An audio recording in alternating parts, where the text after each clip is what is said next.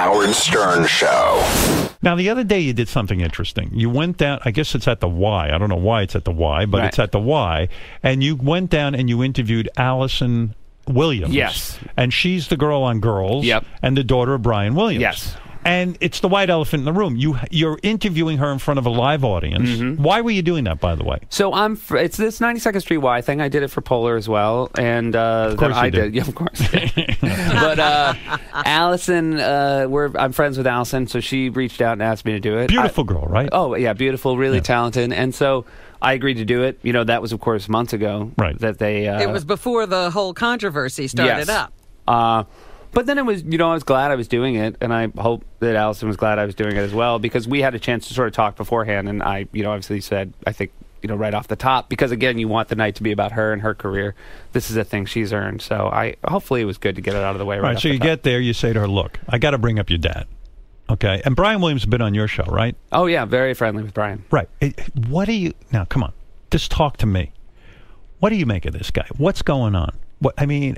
It's crazy that he made up these stories. He doesn't need that. What is it? Well, it wasn't quite making up, but embellishing. Yeah, what is it? The embellishment of, look, the great storytellers I know, of whom my father is one, of whom so many of the people I know in comedy, like, again, the more you tell stories, the more you refine a story, the more you make the story land more.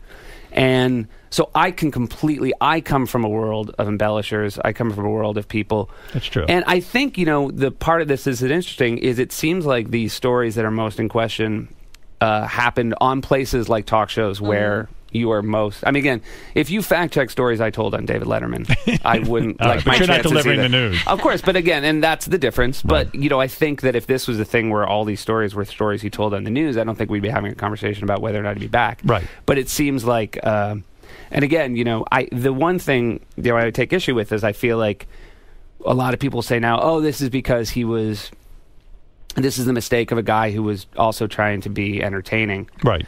But I think, again, he was the #1 watched news anchor. I think we live in a time where people want to see that someone also has a sense of humor, because I personally trust people more when I think they're more than just a stuffed shirt. Yeah, I said on the air the other day that I felt that the guy's been punished enough. In other words, the guy basically reads the news. I don't even, But do you want care. a humiliated guy doing your news? Yes. I don't care. If people want to say... I don't care. If he reads the news, it's irrelevant to me who reads the news to me. Yes. As long as they can read well and not fumfer over every word. Well, but there's a way, like, again, if they bring him back, we'll all find out right away. Right. Whether or not, because again, we can all say, I'm okay with it or no. Again, all that matters to NBC is, are enough people okay with it for it to work again? Well, did you do any jokes about it?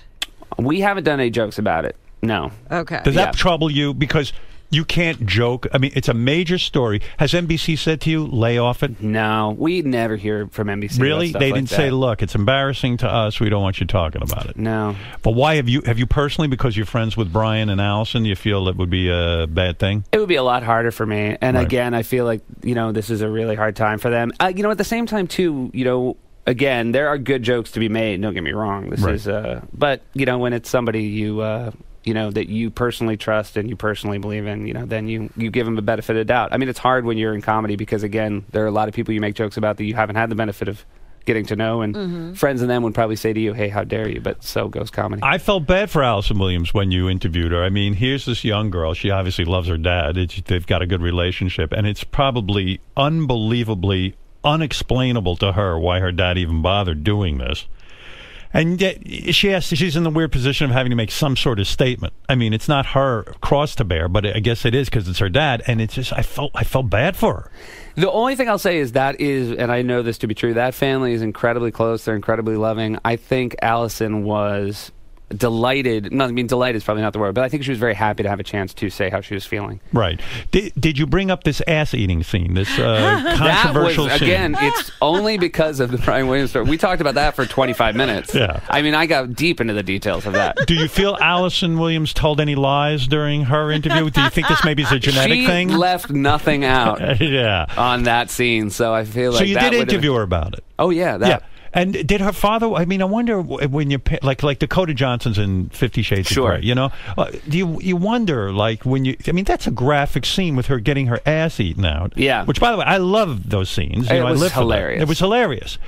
But what did she say? The thing we talked about that I feel like, again, gets missed in that scene is how well written it was, which Allison pointed out, which is the guy says, "I love this," and Allison says, "I love you too." She mishears, and that is perfect two-line writing. Right. But, we talked about that, and, there was New York Magazine, I guess, got a quote from Brian after that, because, of course, he's at the premiere every year. Right. And every year at the girls' premiere, there's something rough. Right. But that was rough. That's the I've roughest. said that I reacted to that scene when that came on screen with a bigger gasp than anything Walking Dead, anything in Breaking Bad. That shot me back. Probably because knowing her made it. Don't you feel in order to distract from her father's trouble, she should do 10 more ass-eating scenes? And if she did enough of them, people would stop talking about him. Well, it's certainly, I think, you could spin off the character. Well, where is she going to do this? Because, they can't write it in every week. Yeah. Boy, I found that very exciting, that scene. I've never eaten a woman's ass. That's not my thing.